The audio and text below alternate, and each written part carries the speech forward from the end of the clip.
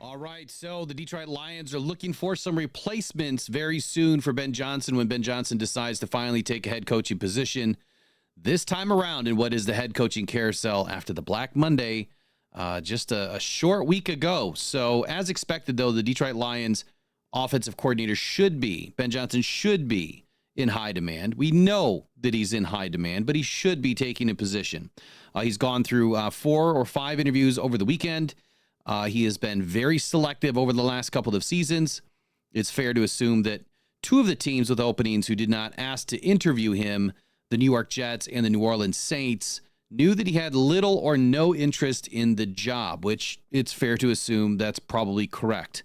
Now, Johnson did split up, 4 head coaching interviews between the last couple of days here. New England Patriots and the Raiders were on Friday, and the Chicago Bears and the Jacksonville Jaguars were on Saturday. Now, after removing himself from the interview process last season, or even the previous 2 seasons, it's hardly guaranteed Johnson even leaves for the Lions, leaves the Lions for a head coaching position job is what I'm reading today, and I just don't believe that. I really don't. I understand that he's been highly selective. I understand that he's very intentional in the way that he's going about his business and interviewing only for the jobs that he feels are a good fit, which, I mean, that's just smart, right? That's just business 101. You want to do things that make sense. So the chance that he does leave, which 90-10, right? 90% Ben's out of here, 10% he stays because his heart feels a certain way, or the Lions don't win a Super Bowl, and he comes back. So let's talk about these 5 potential candidates right now. First one up is Tanner Engstrand. So Tanner, as you guys know, has been kind of connected to Ben Johnson at the hip over the last couple of seasons. He's currently the passing game coordinator. And in case you don't know what that means, like what does a passing coordinator do? Well, their main job, their main job with the Lions is really it's game planning, it's strategy, passing situations. What are they doing situationally? Red zone, 2-minute drills, 4-minute offense, 3rd downs, 4th downs, route concepts, right? Developing the route concepts and even player development. They often have, a very deep understanding of route running and work with the wide receivers to improve their technique and their execution at route running. I can imagine that Tanner has been working with JMO over the last couple of seasons as well, because JMO's route running is incredibly good now. Coordination and communication. This is a big one. Most often they act as a liaison between the different offensive coaching positions. So they ensure that everyone is on the same page week to week. They facilitate that communication and collaborate to kind of create this cohesive unit. So Tanner Engstrand has had a similar track record as Johnson over his time as a Lions assistant, going from offensive assistant in 2020 to offensive quality control in 21 to tight ends coach and passing game coordinator in 22. And now he's passing game coordinator the last 2 seasons.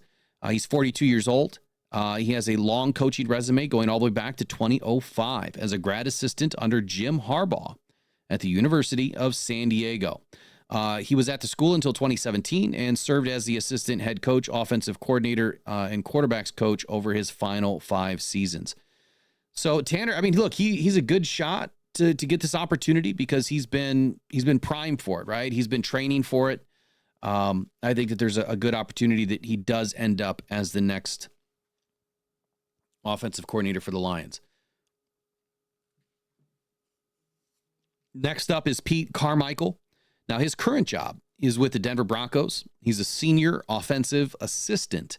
Now, Carmichael is near the end of his first season as a senior offensive assistant in Denver, back under Sean Payton, which is where he is currently. His longtime boss was with the New Orleans Saints prior to this. So he has history, right? He has history in this Sean Payton type of system. He has history with probably Dan Campbell and Dan Campbell's system. Carmichael came to New Orleans in 2006 to be the quarterbacks coach, and he was there through the 2023 season. So it's very clear that Dan Campbell and Aaron Glenn and all of these other coaches have, come across each other in previous hirings. So he became a key figure in some of the best offenses in the league for many years when Drew Brees was the quarterback. Breeze retired after the 20 season, and the Saints offense had a neutral drop-off. Peyton left after the first post-Breeze year. So leaving Carmichael as the play caller for an increasingly talent-bare offense. I can only imagine what Carmichael is thinking right now. Man, if he gets an opportunity to have Jahmyr Gibbs, Jameson, Williams, Jared Goff, Montgomery, Amon-Ra St. Brown. I mean, these guys are just chomping at the bit to come to Detroit right now. So look out for Pete Carmichael. Do your deep dive on him, if you will. Senior assistant right now for the Denver Broncos. Next up, Ronald Curry, the third option here. Current job, he's with the Buffalo Bills. He's the quarterback's coach to Josh Allen. Now, we could all say that Josh Allen has had a tremendous resurgence in his career over the last 2 seasons. Is Curry a big reason for that this season? Now, the cleaning out of the offensive staff in New Orleans after the 23 season kind of led to Curry landing in Buffalo as the quarterback's coach. He had spent 8 seasons with the Saints, 2016 to 23, and as the general offensive assistant. He's also the wide receivers coach and quarterback's coach before adding passing game coordinator to his title for the last couple of seasons while he was there.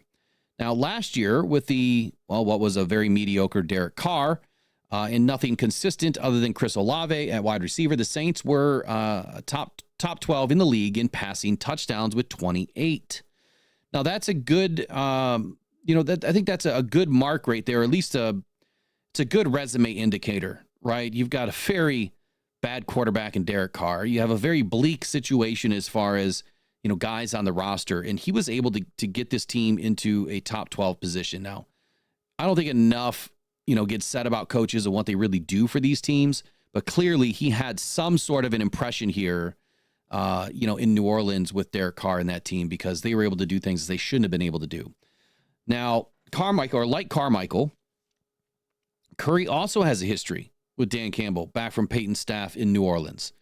So he has never been an offensive coordinator or a play caller before. But if Johnson leaves the Lions, an interview to replace him could be headed to Curry's doorstep, if you will. So next up, Hank Fraley. Now, this is a guy that I have deep admiration and respect for.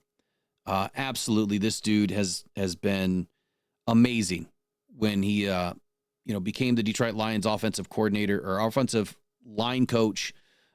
He was a transplant from the Patricia era.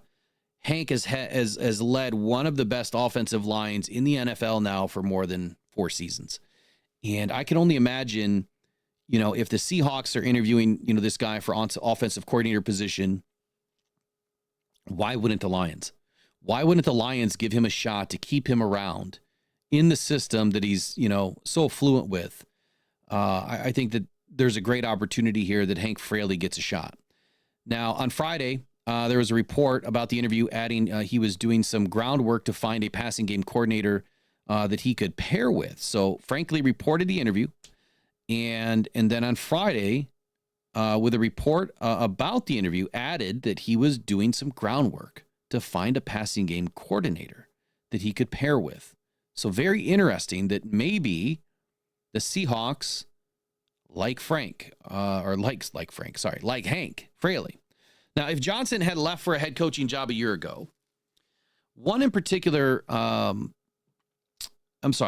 there was some particular buzz about Hank Fraley, who would have followed him there, to be the offensive coordinator, according to what this article stated here.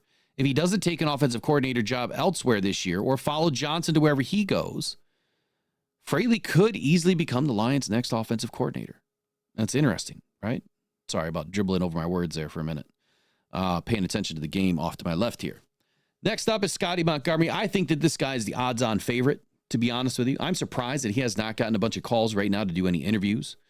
Scotty Montgomery has to be the odds-on favorite. I mean, just look at what he's done with David Montgomery and Jahmyr Gibbs.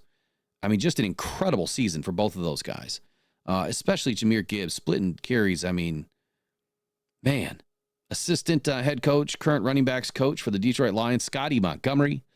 He has definitely garnered a ton of respect in the Lions building, virtually from the moment that he arrived to replace Deuce Staley as the assistant head coach and running backs coach. He has gotten a look to 2 he's gotten a look for offensive coordinator jobs elsewhere, including one weirdly right after the Lions hired him. And I forgot where that came from. And he's also had some head coaching interviews that may not be too far behind, but none so far in this cycle, according to this article. So Montgomery has uniquely a very broad coaching resume. Now, he started this at his alma mater in 2006. He was with Duke as a wide receivers coach to 2009. Then he was with the Steelers, wide receivers coach till 2012. And then he was a Duke associate head coach and offensive coordinator, passing game, and wide receivers coach in 2013. And then he was the Duke associate head coach and offensive coordinator and quarterbacks coach in 14 through 15. And then he hopped over to East Carolina, where he was the head coach from 2016 to 2018. And then he went to Maryland, where he was the offensive coordinator, quarterbacks coach from 19 to 20. And then he went to Indianapolis, had a one-year run down there as the running backs coach. And then he landed in Detroit. So my only concern here, and I'm glad that he's got a ton of experience. My only concern here is why so many 1 and 2 year stunts, or stints, if you will, at these respective places. He went back to Duke for a while. I mean, so he was with Duke for a little bit, had a few different roles there. But, between 06 and 2023, he's had, 6, 7, 8 different stops, but a lot of 1 year stops. That's a little concerning to me. But what's not concerning is what I've seen Montgomery already do for this Detroit Lions offense. And again, him and Fraley, I can only assume that they're the odds-on favorite to have a jump or a leg up over anybody else in the building, along with Tanner Engstrand. But I think that the gates are wide open. I think that the Lions are looking. I don't think that they want to tick off anybody in their own room. And I think that these guys have enough respect for each other that if the Lions do decide to go outside the building to find an offensive coordinator, I don't think that anyone's going to be upset per se. I think that they all want to win. And I think that there's more than a handful of guys in the building already that can take this job as offensive coordinator and do well with it. But the question is, do the Lions want to continue the trend of growing from within, and or do they want to reach outside and try to bring somebody else in that maybe has a similar view that what Ben Johnson did, or is a similar stylistic perspective than what Ben Johnson had? We'll be finding out very soon. So anyway, Ben Johnson, who are the replacements going to be? Nobody knows. Nobody knows if Ben Johnson's even going to leave. But my question is, why are the Lions not even interviewing for anything? I mean, I get it. They're focused on Super Bowl. I understand it. But why are we not interviewing anybody, or are they? And we just don't know about it because they're doing it internally. So that's a question for next week when we find out more after more interviews will be scheduled here in the coming weeks for Detroit Lions coordinators looking for head coaching positions and other opportunities within the NFL. So that's it for this episode. Go One Pride, go Detroit Lions. We'll see you guys in the next one. Bye-bye. You can do it!